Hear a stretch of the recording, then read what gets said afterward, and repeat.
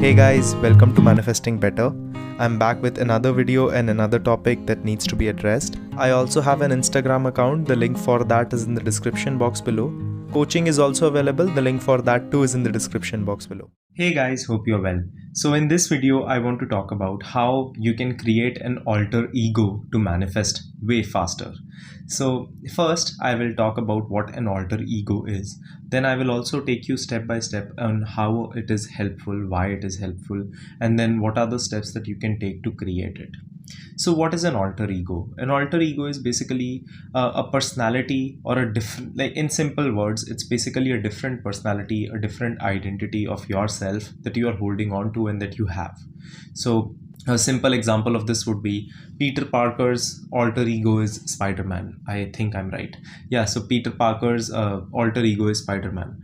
And that is how alter egos work. It's basically an identity of yourself that you have made. If you really think about it, because this concept is sometimes people confuse it, and usually it's used in movies where people talk about it in a slightly mischievous way. But if you really think about it, we all have alter egos in our life. So if you genuinely think about how you proceed with life, you are a different person with some people, you are a different person with some other people, you are a different person when it comes to, let's say, money, relationships. You are different with your school friends, you're different with your university friends, you're different with your job friends, you're different with your friends that you met at a particular place, right? So we already anyway have an alter ego at all times. Now this task is just going to be cementing one which is going to be the ideal alter ego for you. Now why it's important and how does it help? So first, when we talk about manifestation, I think this is something I have been talking about in a recurring way, where I keep saying that the one prerequisite of manifesting anything in your life is to live in the end result of having it. Correct? Now, if I am living in the end result of having it, then I'm living as and from the identity of someone who has already received this thing that I truly want. The perspective here where people go wrong is that they try to live in the end result of having that particular thing. I will give you an example. Today I was having a session with one of my clients. She was someone who has been in very unhealthy patterns when it comes to men, as in she had a very early attachment style. What that means is every time she used to meet a guy, she used to obsess over him very quickly without actually receiving anything from them. And then her focus used to be, how can I get them now? And every time someone used to reject her or just not want to be with her, she used to take that as a sign of initiation and a sign of trying to chase them so that they can like her, right? That is what her identity used to be. In this session, we actually went over a lot of things, and one thing I said to her was, where like she said something, she said that, Karan, I want to know how can I become someone who has this guy. And I said that, why is your focus not on becoming a version of you who doesn't need to do anything to get this guy in the first place? That is what becoming means. That is how you should be living in the end in the first place.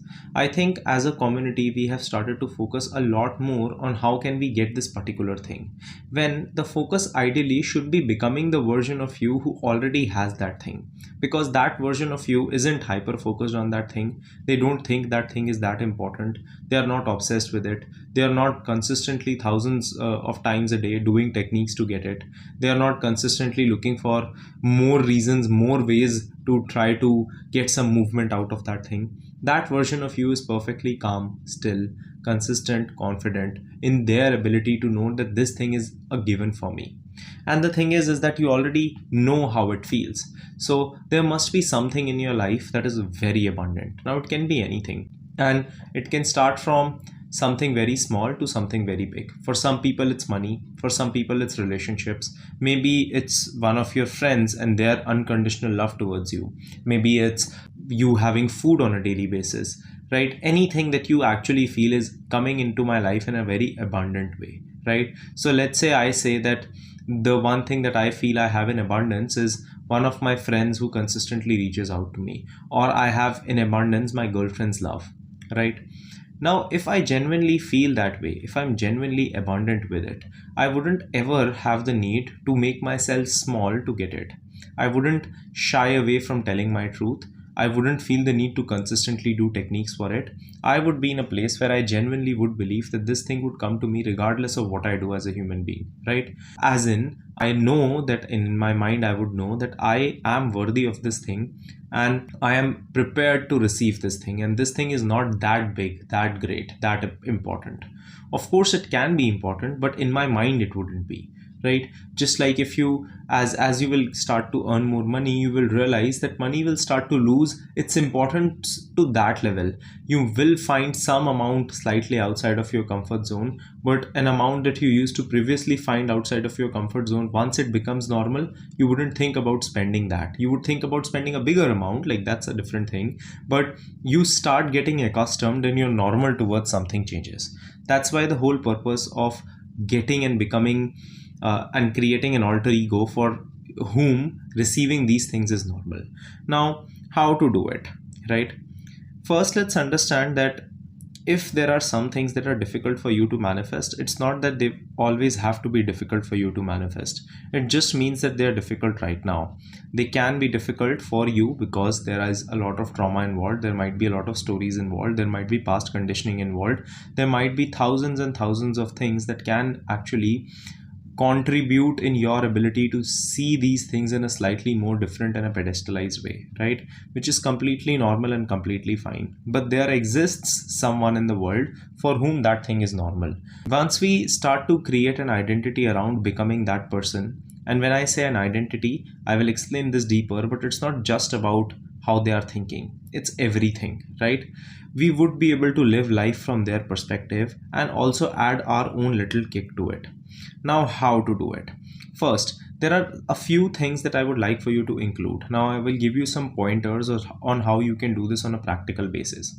So take a piece of paper and make a list, right? Divide and make some columns. Write down all areas of your life that you want: money, relationships, health, wealth, career, anything. My gym goals, my fitness goals, my friendships, anything, right? My social media presence, whatever you want to write down. Write all these things down, right? Now, after that, on a different side, so these are columns, but make rows where you write down actions, perceptions, boundaries, beliefs, reactions, right? Write these things down. Write these 5 things down. Now, what I want you to do, and this is an activity that is taught in neuro-linguistic programming training, right? So it's called, when I was doing my certification, this was taught to me. This is called paneling, right? It's a very helpful activity that a lot of times we can use to actually have great results. And this is what basically it is based on. So if you have this list ready, now what I want you to do is I either want you to pick someone who you already know, right? Now it can be someone from a movie, it can be someone you know, it can be one of your friends, it can be one of your family members, it can be me, it can be another coach, it can be a therapist, it can be someone on social media you know. Or if there is nothing in relation to it, then you can write down something that you actually want, right? Or some character of yourself that you actually want to imagine or be, right? Now we will talk about it step by step. So first, with money, write down, if someone actually had a lot of money, what would their belief system be? How would their reactions be? How would their actions be? What would their boundaries be? What would their behavior be? And how would their perceptions be, right? Write it down in this column format. Then when it comes to relationships, do the same thing. Write down what their reactions would be, how their perceptions would be, boundaries would be, actions would be, beliefs would be. Similarly, you can write these things down for everything, right? You can include everything. After you are done writing it down, you basically have a characterization of a person in your mind. Basically, think of it like a video game. You have a character that you have created in your mind who has a particular set of behaviors and who has a particular set of direction of thinking, right? Now, what your job should be is the next time you are in a situation, let's say with money, your question to yourself should be is, and you can even name this alter ego, right? So I usually call myself by my nickname, and I call this alter ego Karan, right? So because everyone in my family used to call me from my nickname, so that is the character that I truly feel myself to be. But this Karan, the identity, the coach, the guy who's great in relationships, the guy who's coming from a very masculine energy, that is someone I call Karan, right? what happens is, I want you to actually think the next time you are in any situation. Let's say you are in a relationship issue. Let's say you are seeing an opposite circumstance while manifesting. Let's say you are stressed about your career. Let's say you're stressed about wealth. I want you to ask yourself, how would Karan handle it? Now, in my mind, my Karan is my alter ego, but whatever you call your alter ego, how would they handle it? How would they behave? How would they act? What would their perception of this be? What would their reaction towards this be? Once you write it down and then you start just doing that, you will realize that over a period of time, your alter ego will become you. It wouldn't be a different thing. You would become that person. I think as a whole, we have a very big confusion in our minds, right? A lot of times we think that at any given point of time, at any given situation, in any way, we shouldn't ever have resistance. We shouldn't ever have negative thoughts. We shouldn't ever have fears, lack of something, any negative beliefs, whatever. That's a very unrealistic expectation to set for yourself, because life is life, which means you will have anxiety, you will have fears, you will have reactions. I read this one beautiful statement. I don't know where I read it from, but that person said, courage is not actually having a lack of fear. It's actually acting despite having it. Your ability to act despite what you are feeling in this moment and whatever your limitations are telling you or what your opposite beliefs are telling you is what cements it. If I am someone who feels impatient but I act patiently, I'm a patient person. If I am someone who feels insecure in relationships but I act secure, eventually I will become a secure individual. You have to learn to act and to behave and to perceive and to react from your new self. Once you become this alter ego, once I become Karan, getting these results is not actually a concern, because for Karan, my alter ego, these results are a given anyway. So I hope this video helps, and I hope you are able to take this into account and practice this in your own life. And I will love to hear your thoughts about it. Leave them down in the comments below, and I will see you guys in the next one. Click the like button if you liked the video. Subscribe and turn the notifications on for more such content. Comment down your video suggestions and I will see you guys in the next one.